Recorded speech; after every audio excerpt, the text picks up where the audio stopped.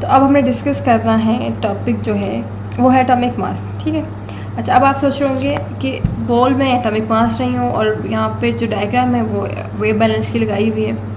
तो वो इसलिए क्योंकि अब यहाँ पर हम जो है ये सारी जो लाइन है ये समझ नहीं आती क्या कंपैरिजन है उसके हाइड्रोजन के साथ, क्या है उसको कार्बन के साथ कि 1/12 of the carbon atom.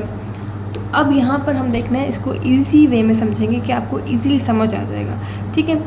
Okay, अब मैं यहाँ पे कहती हूँ आपको कि मुझे जो है वो 1 kg मैंगो चाहिए, ठीक है। तो मुझे 1 kg मैंगो चाहिए,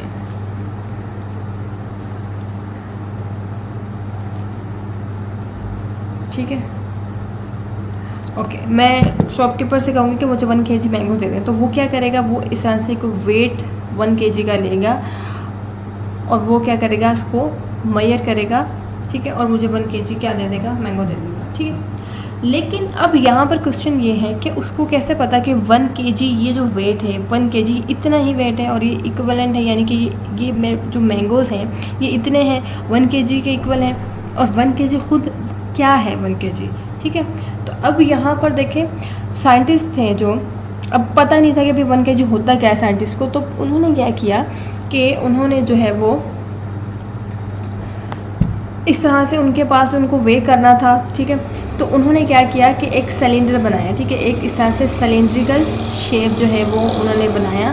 किससे बनाया उन्होंने, इरिडियम और प्लाटीनियम से, ठीक है। इरिडियम और प्लाटीनियम को यूज़ करके उन्होंने एक सिलेंडर बनाया, ठीक है, जिसको उन्होंने रेफरेंस रखा, ठीक है। ये क्या है, एलॉय, ठीक है, मिक्सचर ऑफ मेटल इसका एलॉय। तो ये एलॉय से बना हुआ एक उन्होंने क्या किया, एक सिलेंडर बनाया, ठीक है, और उसको उन्होंने एज आ यहाँ पे रेफरेंस सेट कर दिया, ठीक है। ओके, रेफरेंस सेट कर दिया। अच्छा, अब फिर उन्होंने क्या किया कि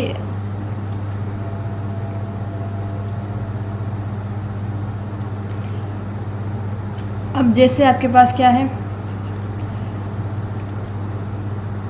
ए आपके पास, ठीक है, एक बॉक्स लिया, ए बॉक्स लिया, ठीक है। अच्छा, अब ए बॉक्स लिया तो अब उसका उन्होंने क्या करना था, वेट करना था। तो अब वेट करना है तो अब फिर उन्होंने क्या किया कि इस तरह से उन्होंने यहाँ पे ये ए बॉक्स लिया, ठीक है, ये बॉक्स ले लिया, ठीक है। अच्छा, अब ए बॉक्स ले लिया और इस तरह के ये जो सिलेंडर बनाए थे इन्होंने इस तरह से 10 जब सिलेंडर्स लिए, ठीक है, तब जाके ये दोनों क्या हुए, दोनों बैलेंस हुए, ठीक है। अब जब दोनों बैलेंस हुए तो इसका मतलब क्या हुआ कि जो बॉक्स है उसका मास कितना होगा, उसका मास होगा equals to 10 into mass of 1 cylinder, ठीक है। ये मतलब हुआ, ठीक है, क्योंकि यहाँ पे 10 सिलेंडर्स यूज़ किए हैं तो जितना एक सिलेंडर का मास होगा आप उसको 10 से मल्टीप्लाई कर देंगे तो वो आपका पास ए बॉक्स का आपके पास क्या आ जाएगा, मास आ जाएगा, ठीक है। अच्छा, फिर उन्होंने क्या लिया कि उन्होंने बॉक्स बी लिया, ठीक है, बी बॉक्स लिया। अच्छा, अब यहाँ पे क्या रख दिया, बी बॉक्स रख दिया, और फिर यहाँ पे अब जब बी बॉक्स रखा तो फिर उन्होंने यहाँ पे उनको इसको जो है वो बैलेंस में लाने के लिए क्या करना पड़ा, उनको यहाँ पे 20 सिलेंडर्स इस तरह के यूज़ करने पड़े। तो उन्होंने यहाँ पे क्या किया, 20 सिलेंडर इस तरह के यूज़ किए हैं, तब जाके ये बी बॉक्स जो हुआ वो बराबर हुआ, इक्वल हुआ, बैलेंस हुआ। तो फिर उन्होंने कहा कि जो बी बॉक्स है उसका वेट कितना होगा, उसका मास कितना होगा, that will be equal to 20 into mass of 1 cylinder, ठीक है। अच्छा, अब ये उन्होंने सिलेंडर क्या किया था, रेफरेंस सेट किया था, तो उन्होंने अब यहाँ पे क्या कह दिया कि yes this is equals to 1 kg, नाम इन्होंने उसको नेम दे दिया 1 kg। तो सिंपल है, अब ए बॉक्स है तो ए बॉक्स को अगर हम मल्टीप्लाई करेंगे तो इसका जो कितना आ जाएगा, ये 10 kg आ जाएगा, और अगर इसको देखेंगे तो ये कितना आ जाएगा, यहाँ पर ये 20 kg आ जाएगा, ठीक है। तो इस तरह से क्या किया गया कि यस केजी को जो है उसको फिक्स किया गया कि यस इतना मास होता है तब जाके हमारे पास 1 kg बनता है, ठीक है। अच्छा, अब ये देखिए जो उन्होंने जो था वो रेफरेंस सेट किया और ये इस तरह से जो उन्होंने सिलेंडर जो था वो बनाया, ये देखें ये है वो जो उन्होंने इरिडियम और प्लाटीनियम से जो है वो मिलके जो उन्होंने बनाया था सिलेंडर। और इसको अब जो है वो रखा गया है फ्रांस में, जो है वो इसको रखा गया है, ठीक है, ओके। और फ्रांस में इसको किस ऑर्गेनाइजेशन में रखा गया है? इंटरनेशनल ब्यूरो ऑफ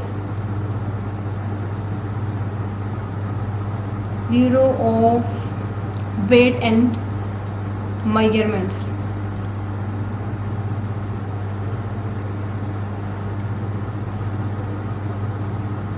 यहाँ पे जो है वो इसको रखा गया है, ठीक है। इसको स्टैंडर्ड माना जाता है, सब इसको ही स्टैंडर्ड मानते हैं, that is equal to 1 kg, ठीक है। अब यहाँ पर ऐसे इन्वायरमेंट में रखा गया है कि जहाँ पे कोई टेम्परेचर की फ्लक्चुएशन नहीं है, प्रेशर की नहीं है, ठीक है, और सब चीज़ें क्या है, कॉन्स्टेंट सेम है, ठीक है, तो कुछ चेंज नहीं हो रहा, ठीक है। अच्छा, अब ये तो हो गया हमारे पास kg, दैट मीन्स कि पता चल गया हमें कि यस kg इस तरह से आया, ठीक है। अच्छा, अगर अब हम ये तो हमने बात की है किसकी, मैक्रोस्कोपिक वर्ल्ड की, ठीक है। लेकिन अगर हम माइक्रोस्कोपिक वर्ल्ड में देखें तो फिर तो हमारे पास जो है एटम्स हैं, हमारे पास एलिमेंट्स हैं, हमारे पास मॉलिक्यूल्स हैं, तो उनका साइज़ तो बहुत ज़्यादा स्मॉलर है। तो जब उनका साइज़ बहुत स्मॉलर है तो फिर उसको हम जो है वो किस तरह से जो है वो वेट करेंगे, उसको हम कैसे, उसका मास जो है, एटॉमिक मास जो है वो फाइंड करेंगे। तो फिर साइंटिस्ट ने क्या सोचा कि उन्होंने कहा कि यस, जिस तरह से हमने यहाँ पे क्या है, हमने रेफरेंस रखा है, सिलेंडर रेफरेंस रख दिया और फिर हमने उसको कह दिया कि yes this is equal to 1 kg। इसी तरह से उन्होंने क्या किया कि यहाँ पे एक एटम को जो है वो रेफरेंस रख दिया कि बाकी जो एटम होंगे उनका जो मास होगा वो इनके इक्वल होगा, ठीक है। अच्छा, तो अब उन्होंने यहाँ पे जो है वो रेफरेंस, एज अ रेफरेंस उन्होंने एटम लिया जो कि हाइड्रोजन था, ठीक है। तो यहाँ पे हाइड्रोजन जो है वो उन्होंने as a reference atom choose किया, ठीक है, हाइड्रोजन एज अ रेफरेंस जो है वो उन्होंने चूज़ किया, ठीक है। अच्छा, अब उन्होंने कहा कि भाई जो मास ऑफ 1 हाइड्रोजन एटम है इज इक्वल्स टू 1 है, ठीक है, mass of 1 hydrogen atom is equals to 1 है। तो अब उन्होंने क्या कहा कि अब जैसे हमारे पास उन्होंने फिर जो है वो एटम्स के मासेस दिए कि भाई अगर हमारे पास यहाँ पे मास ऑफ कार्बन 12 एटम किसके इक्वल होगा, 12 into mass of 1 hydrogen atom, mass of 1 hydrogen atom, ठीक है।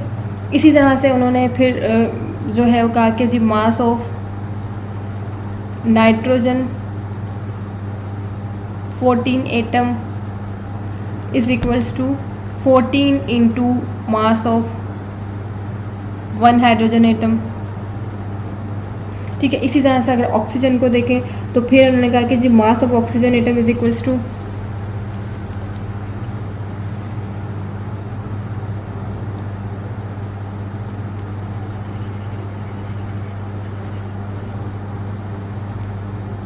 kg mass of oxygen is equals to 16 into mass of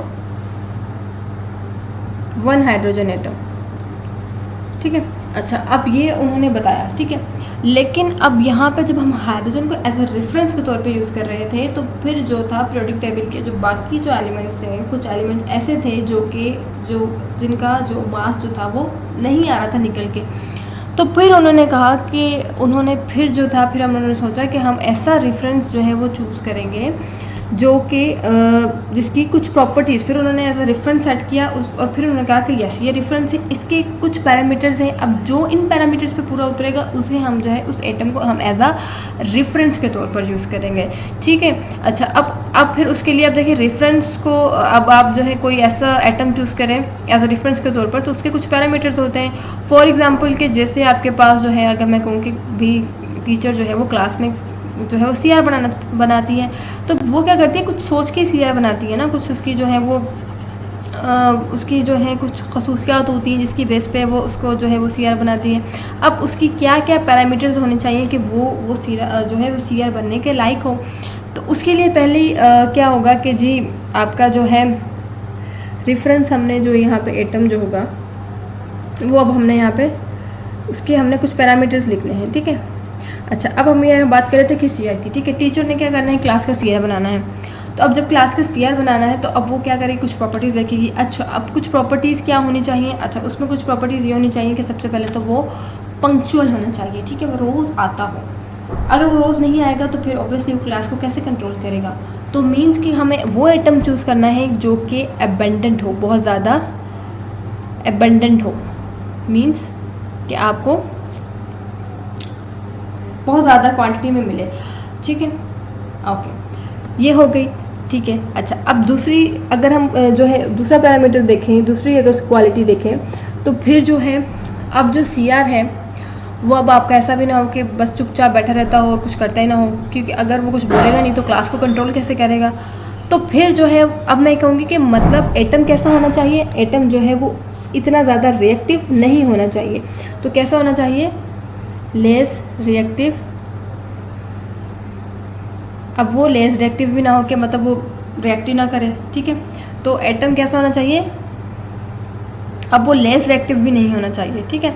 अच्छा, ओके, अब थर्ड जो उसका पैरामीटर होगा कि भाई CR इतना भी ना हो कि वो हर वक्त बहुत ज़्यादा टॉकेटिव हो, बहुत ज़्यादा बोलता हो, ठीक है। अगर बहुत ज़्यादा बोलता होगा तो फिर जो है वो क्लास को कैसे कंट्रोल करेगा। तो फिर हम कहेंगे कि हमारे पास जो हमने एटम जो सेट किया है वो ऐसा भी ना हो कि बहुत ज़्यादा रिएक्टिव हो। तो वो फिर क्या होना चाहिए, वो टू मच रिएक्टिव भी ना होना चाहिए। तो वो हम ये कहेंगे कि वो टू रिएक्टिव, या फिर हम कहेंगे हाईली रिएक्टिव भी नहीं होना चाहिए, ठीक है। हाईली रिएक्टिव भी नहीं होना चाहिए। ओके, फिर अच्छा, फिर जो है अब क्या है कि अब CR जो हमने चूज़ किया है क्लास में, ठीक है। अब अगर देखिए उसके जो है कुछ बहन है या भाई है, तो वो क्या होगा कि हमेशा हर बात में उनको फेवर करेगा। तो अब मैं फिर टीचर क्या करेगी, कोई ऐसा CR चूज़ करेगी कि जिसके कोई बहन भाई भी ना हो। तो इसी तरह से हम वो आइटम चूज़ करेंगे कि जिसके आइसोटोप्स ना हों, ठीक है। तो इन सब प्रॉपर्टीज़ पे हमारे पास हमने चूज़ किया कार्बन एटम, जो कि इन सब प्रॉपर्टीज़ पे क्या हो रहा था, पूरा उतर रहा था, ठीक है। अब देखिए कार्बन की अबंडेंट बहुत ज़्यादा है। कार्बन 12 की हम बात करें, इसकी अबंडेंट बहुत जो है वो ज़्यादा है। आपको देखिए हर जगह हर चीज़ आपको कार्बन मिलता है। ऑर्गेनिक केमिस्ट्री पूरी क्या है, पूरी जो है वो कार्बन पे कंसिस्ट करती है, कार्बन हाइड्रोजन पे, ठीक है। अब बहुत ज़्यादा रिएक्टिव भी नहीं है, बहुत ज़्यादा लेस रिएक्टिव भी नहीं है, ठीक है। अब ये पैरामीटर्स पे पूरा उतरता है।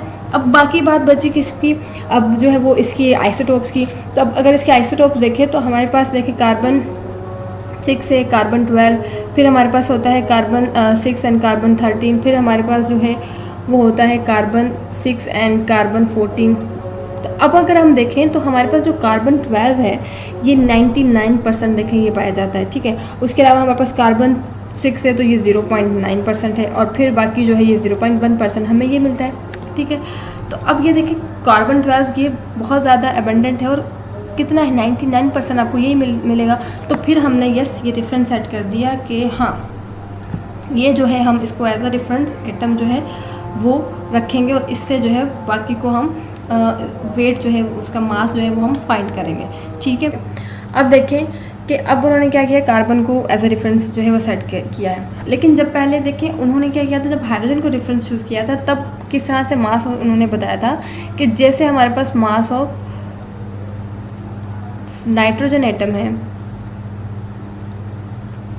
तो वो किसके इक्वल है, 14 into mass of 1 hydrogen atom, ठीक है, यही बताया था।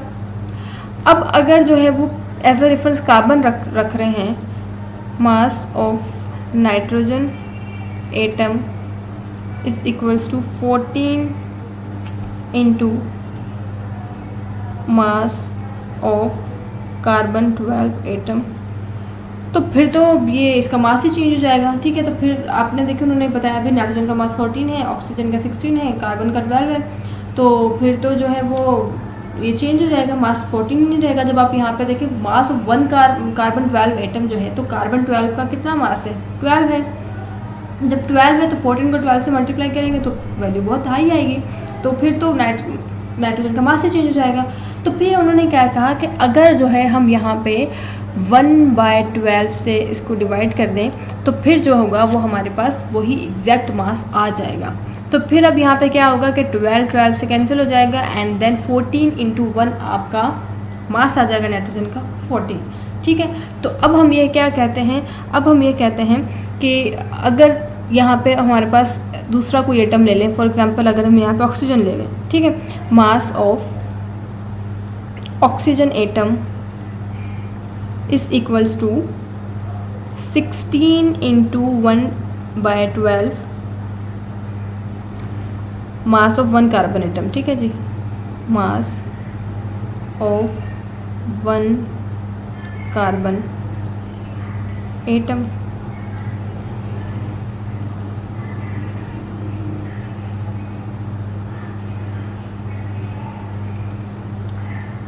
वन एटम, ठीक है। अब इसी तरह से अगर हमारे पास यस ये हो गया। अब यहाँ पर देखें, जिस तरह से हमने वहाँ पे वो कहा था कि जी जो हमने मास लिया था, मास ऑफ 1 सिलेंडर जो था वो क्या था, 1 kg था। इसी तरह से हम क्या कहेंगे कि ये जो चीज़ है it is called AMU, AMU simple, it is called atomic mass unit और एटॉमिक मास, ठीक है। इसी को हम क्या कहते हैं, एटॉमिक मास यूनिट कहते हैं। कि यहाँ पे अब मैं ये क्या कहूँगी कि 16 AMU, ठीक है। 16 AMU क्या मतलब है, 16 AMU का मतलब यही है कि 1/12 मास ऑफ 1 कार्बन 12 एटम, ठीक है। सिंपल ये था AMU, यही है क्या, एटॉमिक मास, जो कि यहाँ पर ऊपर लिखा हुआ है, ठीक है। ये चीज़ जो है यहाँ पर जो ये जो चीज़ बताई हुई है कि atomic mass is defined as the mass of one atom of the element compared with the mass of one atom of the carbon-12, the stable isotope of a carbon. Thus, one atom of hydrogen which weighs approximately 1/12, the mass of one atom of carbon has an atomic mass. ठीक है, यही चीज़ जो थी, ये देखेंगे यही चीज़ यहाँ पे जो है बताई गई है। तो अब यहाँ पे देखें, generally atomic masses are expressed in atomic mass unit, atomic mass unit में ही जो है जनरली जो है एटॉमिक मास बताए जाते हैं। तो ये था हमारे पास एटॉमिक मास। ओके, अब देखिए हमारे पास यहाँ पे क्या अब हमने डिस्कस करना है रिलेटिव एटॉमिक मास, ठीक है। लेकिन अब देखिए, अगर हम पहले हम पढ़ते हैं रिलेटिव मास क्या होता है, ठीक है। रिलेटिव मास क्या है, तो रिलेटिव मास अगर फॉर एग्जांपल देखिए आपके पास यहाँ पे क्या है कि मास ऑफ ए कोई भी आपके पास ऑब्जेक्ट है that is equals to 10 kg, ठीक है। और मास आपके पास जो है वो बी का कितना है, that is equals to 20 kg, ठीक है। अब अगर मैं कहती हूँ कि बी मुझे बताएं mass of B relative to A, तो कितना होगा, तो ये देखें बी का, अगर हम मास ऑफ बी फाइंड कर रहे हैं रिलेटिव टू ए, तो हम पहले क्या करेंगे, बी का मास जो है वो यहाँ पे लिखेंगे दैट इज़ इक्वल्स टू 20। फिर उसके बाद हम क्या करेंगे, ए का मास लिखेंगे दैट इज़ इक्वल्स टू 10, तो it will be 10 × 10 10 to the 20। अब यहाँ पर देखिए, यहाँ पे ये क्या है, kg है, यहाँ पे भी क्या है, kg है, तो ये kg भी कट जाएगा और आपके पास क्या बच जाएगा, 2 आपके पास क्या आ जाएगा, रिलेटिव मास, ठीक है। सेम इसी तरह से आपके पास क्या है, रिलेटिव एटॉमिक मास, ठीक है। अब यहाँ पे एटम की टर्म आ गई, तो आप ऑब्वियसली यहाँ पे एटम का जो मास होगा हम यहाँ पे वो लेंगे, ठीक है। अच्छा, अब देखिए रिलेटिव एटॉमिक मास क्या है कि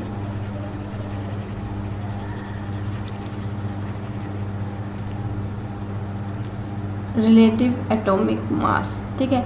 अब रिलेटिव एटॉमिक मास क्या होता है, मास of one atom of an element, ठीक है जी, divided by 1/12 into mass of 1 carbon 12 atom, ठीक है। ये क्या आपके पास रिलेटिव एटॉमिक मास, ठीक है। अच्छा, अब अगर मैं ये कहूँ कि मुझे जो है वो फाइंड करना है रिलेटिव एटॉमिक मास किसका, नाइट्रोजन का, ठीक है। तो फिर अब देखिए कैसे होगा, किस तरह से मैं इस फार्मूले से जो है वो रिलेटिव एटॉमिक मास फाइंड करूँगी नाइट्रोजन के लिए।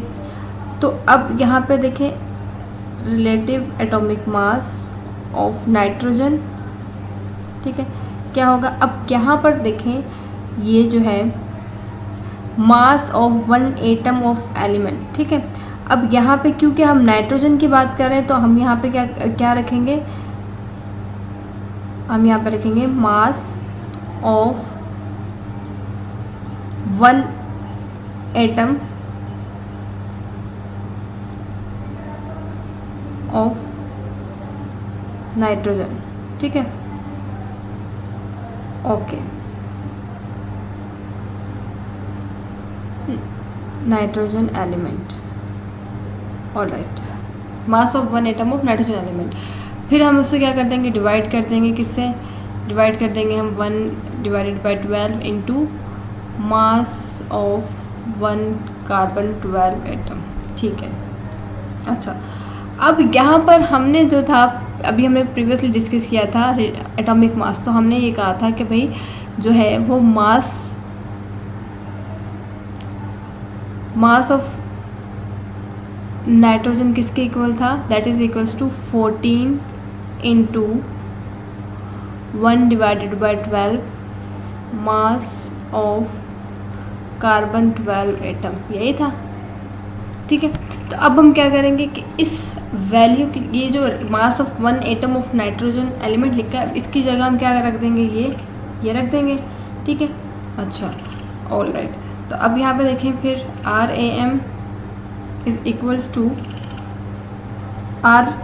Relative atomic mass of nitrogen is equals to 14, ठीक है, into 1 divided by 12 mass of carbon 12 atom, ये हमने लिख दिया, ओके।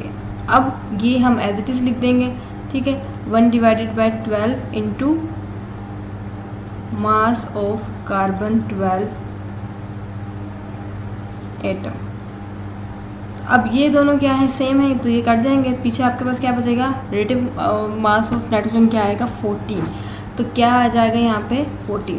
अच्छा, अब यहाँ पे देखिए आपके पास 14 आया है, 14 AMU नहीं आया है, ठीक है। रिलेटिव एटॉमिक मास क्या होता है, यूनिट लेस होता है, क्योंकि यहाँ पे ये AMU, क्योंकि हमने पढ़ा था कि ये क्या है आपके पास, ये AMU ही होता है, इसी को आप क्या बोलते हो, AMU। तो यहाँ पे ये भी AMU था, ये भी AMU है, तो ये क्या हो गया, कैंसिल हो गया। तो रिलेटिव एटॉमिक मास क्या होता है, यूनिट लेस होता है। अब यहाँ पर भी देखिए यही चीज़ लिखी हुई है कि relative atomic mass is ratio of the average mass पर एटम ऑफ एन एलिमेंट, ठीक है, रेशियो है ये of an element to 1/12 of the mass of an carbon 12 isotope, ठीक है। यही चीज़ जो मैंने अभी यहाँ पे एक्सप्लेन की है, यही चीज़ जो है वो यहाँ पे लिखी हुई है, ठीक है। अब यहाँ पर नेक्स्ट पॉइंट क्या है कि इट हैज़ नो यूनिट, कि कोई इसका यूनिट नहीं होता।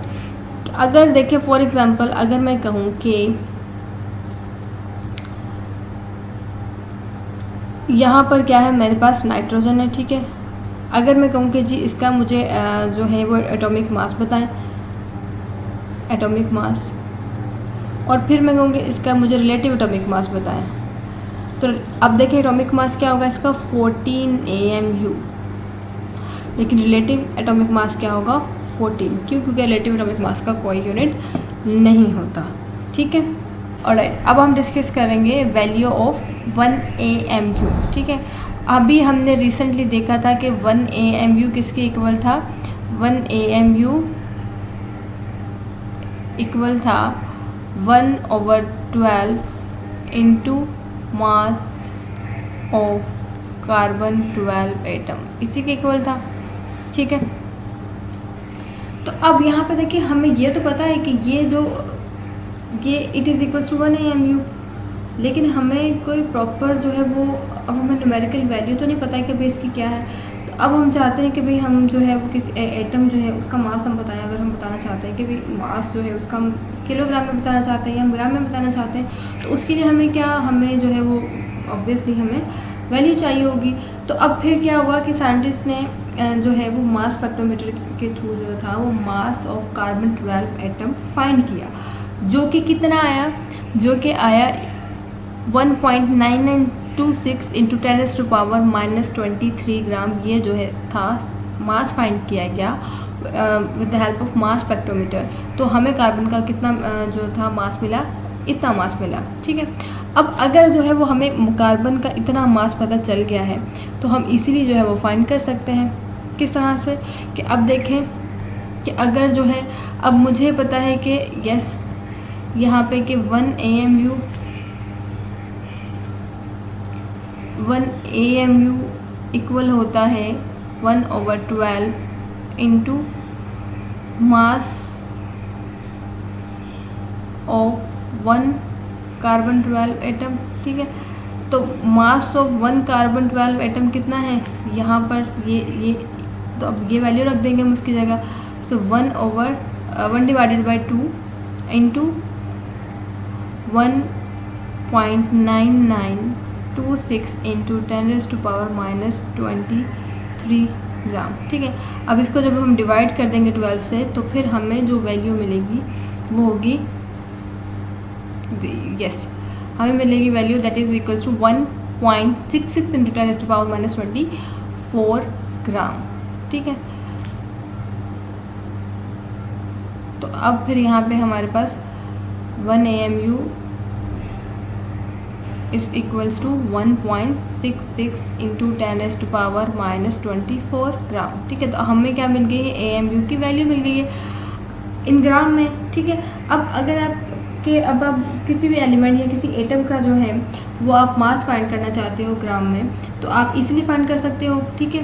तो क्योंकि हमें पता है जैसे नाइट्रोजन एटम है तो उसका मास कितना है 14 AMU, तो AMU की जगह आप क्या रख दोगे, उसकी वैल्यू रख दोगे तो आपको जो है इन द फॉर्म ग्राम में आप उसको मास उसका फाइंड कर लेंगे, ठीक है।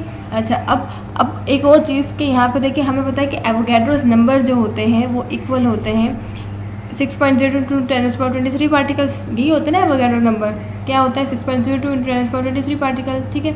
अब अगर यहाँ पे देखें कि अगर जो है वो हम एवोगैड्रो नंबर को 1 से डिवाइड कर दें, जब हम एवोगैड्रो नंबर को 1 से डिवाइड करेंगे, ठीक है, 1/6.02 2 इंटू 10⁻23 पार्टिकल्स, तब हमें जो होगी हमारे पास सेम वैल्यू आएगी, क्या वैल्यू आएगी, दैट इज़ 1.66 इंटू 10⁻⁻24 ग्राम, ठीक है। यही सेम वैल्यू आएगी जो कि हमें यहाँ पर मिली थी। तो अब हम ये कह सकते हैं कि भाई 1 AMU, ठीक है, इक्वल किसके हैं, 1 AMU इक्वल है 1/Na के, ठीक है, वी कैन से। अच्छा अब अगर यहाँ पे हमारे पास यहाँ पे क्या है 1 AMU किसके इक्वल है 1.66 इंटू 10⁻⁻24 ग्राम, ठीक है, इज इक्वल्स टू 1/Na। ये हम इस तरह से भी लिख सकते हैं और इस तरह से भी लिख सकते हैं, ठीक है।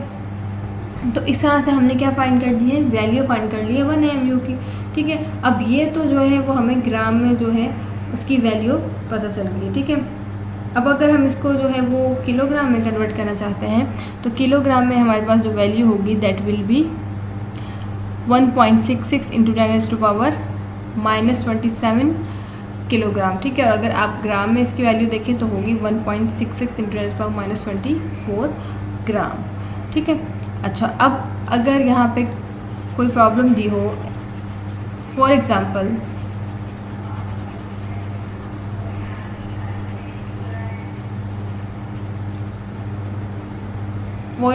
हमारे पास जो है वो एक प्रॉब्लम है that is to find the mass of nitrogen atom, ठीक है। अब हमें पता है नाइट्रोजन एटम का मास कितना होता है 14 AMU, ठीक है।